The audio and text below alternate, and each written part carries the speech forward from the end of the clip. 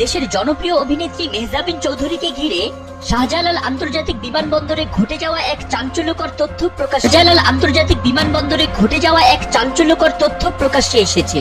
বিদেশ থেকে ফেরার পথে অবৈধভাবে 14 বোতল মদ বহনের দায়ে আটক হলেও কোনো আইনি ব্যবস্থা ছাড়াই রহস্যজনকভাবে তাকে ছেড়ে দেওয়ার অভিযোগ উঠেছে কাস্টম কর্তৃপক্ষের বিরুদ্ধে।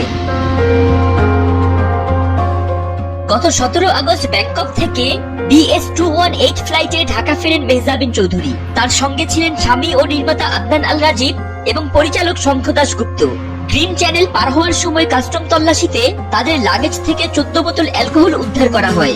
মাদকদ্রব্য নিয়ন্ত্রণ আইন অনুযায়ী বাংলাদেশি পাসপোর্টধারীদের জন্য এভাবে মদ বহন সম্পূর্ণ বেআইনি এবং দণ্ডনীয় অপরাধ।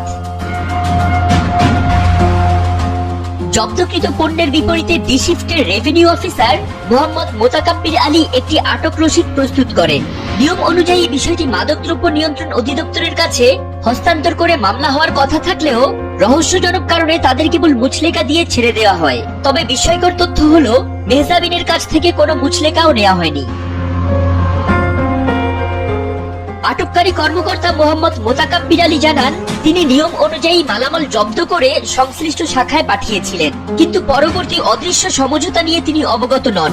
এমনকি তাদের প্রটোকল দিতে আসা 2 এভিয়েশন সিকিউরিটি কর্মকর্তাও দায় এড়াতে লিখিত মুচলেকা দিয়েছেন।